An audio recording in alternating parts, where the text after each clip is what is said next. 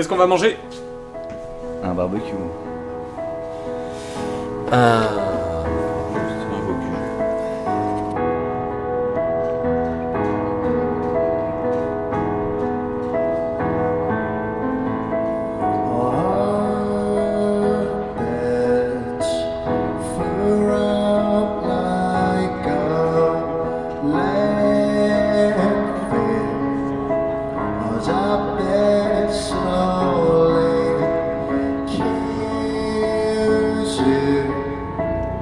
Bruises that won't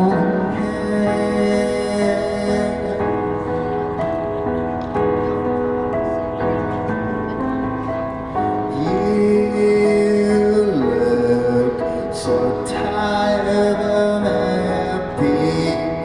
Bring back the government.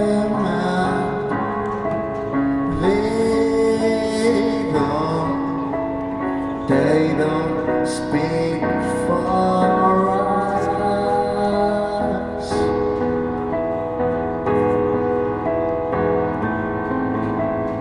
I'll take a quiet life and handshake of carbon monoxide and no surprises, no alarms and no surprises, no alarms and no surprises.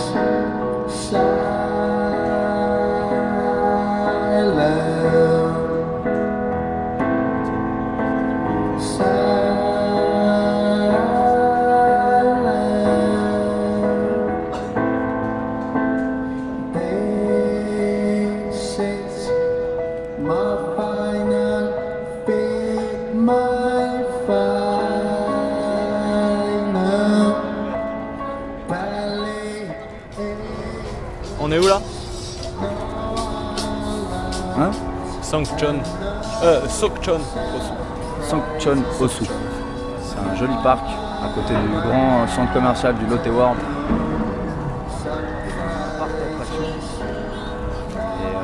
C'est une belle journée. On repart demain pour l'Europe. Dernier jour en Corée. Dernier repas en compagnie du patron ce soir. Qu'est-ce qu'on va manger? On va manger le samgyeopsal, qui est un plat traditionnel coréen à base de poulet cuit à la vapeur dans l'eau. On se réjouit d'aller manger ce dernier repas.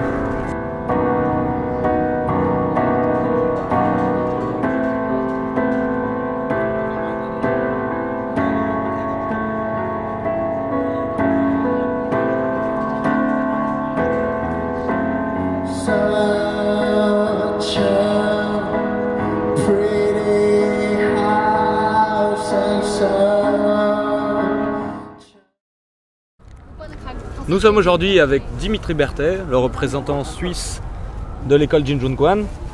Est-ce que tu peux nous raconter ton parcours, comment t'en es arrivé jusque là? Alors j'ai fait plusieurs arts martiaux avant l'Apkido et en 2007 j'ai découvert le Apkido Jinjunkwon par le biais d'un stage à Saint-Étienne sous la direction du grand maître Lee Chang-soo et de maître Raphaël Couet. Et depuis ce moment j'ai pu pratiquer l'Apkido avec Olivier, mon ancien professeur, jusqu'en 2012 en tant qu'élève. D'ailleurs en 2012 j'ai fait mon premier stage en Corée. Et suite à son départ un peu précipité, j'ai eu la chance de pouvoir reprendre le club et puis d'ouvrir, de tout recommencer, de repartir à zéro, de recréer un club et d'ouvrir la première école Jinjunkwon en Suisse grâce à maître Raphaël Couet qui m'a fait confiance. Et suite à ça, j'ai pu évoluer, faire grandir mon école. On est à la 4e année et on est à 55 adhérents plus ou moins. Il y a pas mal de filles, il y a des enfants, il y a de tous les âges, de 8 ans à 64 ans. Je me forme régulièrement auprès de maître Raphaël Couet par le biais des formations cadres avec les autres profs de la Jinjunkwon. Je fais plusieurs stages régulièrement les voyages en Corée, bien sûr. Puis, je profite au passage de remercier, bien sûr, Grand Maître Lee Chang-soo, Maître Raphaël Coé, notre master, et ces élèves qui m'ont permis de pouvoir avancer dans cette voie et d'en être là aujourd'hui où j'en suis. Sans eux, je ne serais pas là. Je profite de le remercier. En février 2015, tu as emmené plusieurs élèves en Corée pour la première fois, des Suisses et des Français. Comment ils ont trouvé ce stage? Ils ont adoré ce stage. D'une part, il y a eu une très bonne cohésion pendant ce stage. En tout cas, de mon point de vue, j'ai trouvé qu'il y avait une très bonne entente entre tous les élèves, que ce soit de mon club, des autres clubs JJK. J'ai eu de très bons retours de mes élèves. Ils ont surtout beaucoup apprécié le côté effort physique qui était très dur. Le stage était très difficile. Ils ont bien tenu jusqu'au bout. Ils ont été très contents de rencontrer le grand maître dans le berceau de la JJK en Corée. Et puis tout ce qu'il y a autour, avec la nourriture, la découverte culturelle du pays. On a pu quand même avoir quelques moments de visite. Ça c'était chouette aussi, en tout cas que des retours très positifs. Là on est actuellement en Corée, on vient de finir le stage avec le grand maître Lee Chang-soo. Comment s'est déroulé ce stage pour toi? Est-ce que c'était éprouvant? Je sais que tu as mal partout, comment ça s'est passé? C'était un stage difficile comme tous les autres, parce que tous les stages en Corée sont éprouvants, difficiles, les entraînements sont tous les jours, il y a un rythme quand même qui est très soutenu. Mais on arrive jusqu'au bout à chaque fois, hein. On s'entraide, hein. On est là tous. Pour tout le monde, je pense que c'est difficile. Et on se soutient moralement pour arriver jusqu'au bout. C'est ton 6e stage en Corée. Personnellement, qu'est-ce que tu viens chercher en Corée? La formation de l'Apkido JJK, c'est jamais terminé. Donc il faut toujours se remettre en question, toujours apprendre les techniques. Il y a toujours plein de choses à apprendre, il y a beaucoup de techniques à revoir.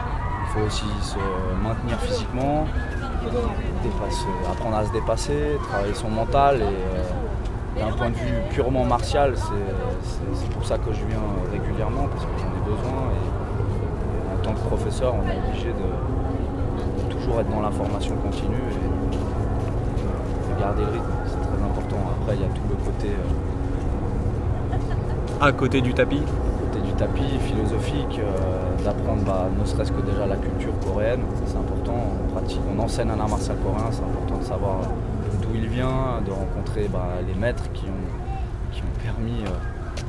permis à nous d'ouvrir des clubs en Europe, donc sans eux on ne pourrait pas faire s'élever l'art martial. Côté culturel, la nourriture, les saunas.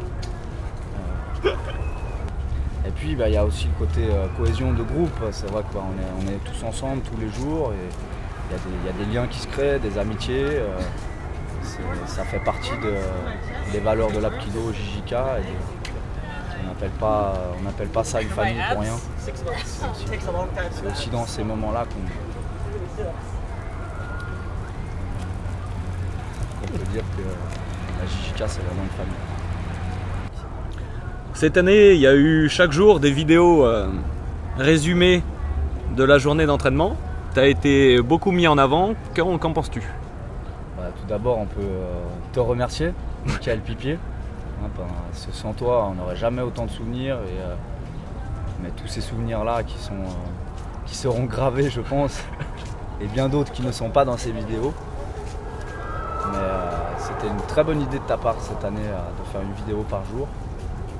Et je pense que ça va beaucoup aider les gens qui n'ont pas forcément, qui ont peut-être une appréhension de venir en Corée, là, de voir qu'on s'amuse, on souffre, on apprend plein de choses et c'est génial. En tout cas, on ne peut que te remercier.